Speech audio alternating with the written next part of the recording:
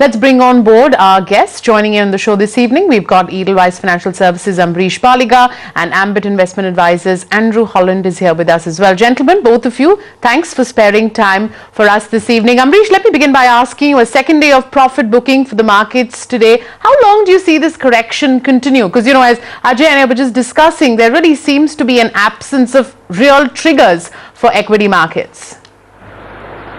Basically, I don't see any negative triggers for the market, at least in the near future, unless, of course, you have the rupee again depreciating beyond 63, which again we don't expect that to happen too soon, although we have seen a good depreciation today.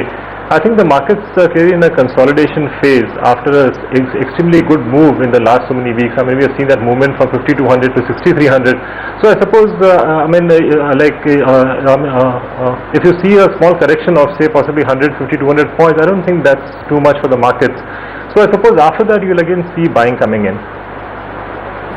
How do you actually approach banks right now? Because Ambareesh, bank was one area which was supporting the market all throughout so far, but they have gone a little quiet in trade. Do you think this is just a sideways or a profit booking kind of a move which is happening, and value buying would continue in banks, or unwinding of institutional shorts would continue in banks? I think you'll see buying coming in possibly after a while, because we have seen some of these banks actually moving up about 15-20%, some of them even 30% plus. So I think a correction was quite expected and natural. So after a small correction in these banks, I think you'll again see buying coming at those lower levels. Andrew, let's talk about, you know, a pocket in trade that really stood out, and that had to be IT. What's really, you know, making such a strong case for it? Because we did see a good set of numbers from Cognizant, but NASSCOM continues to remain pretty conservative. They haven't hiked their guidance for the sector. But do you believe what we've seen Cogni do sort of augurs well for the domestic IT space? Yeah, I think IT is the only defensive sector we want to be investing our money in at the moment, because we are still seeing growth, and my expectation is that the rupee will probably weaken from here as the dollar gets stronger again, and as we come towards the end of November, when all the the RBI measures start to unwind. So I think the growth prospects for IT companies remain very favourable.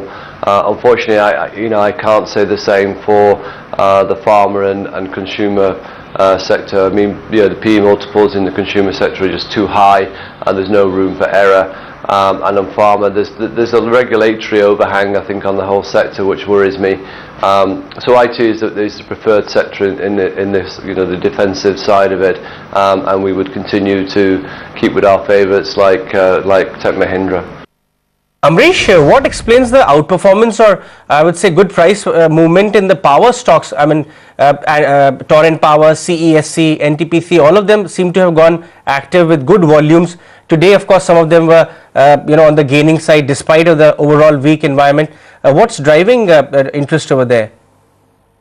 I think it's basically people are looking for value in colons, I would say, because since most of the other stocks, especially the IT, pharma pack, you've seen the engineering pack, some of them move up.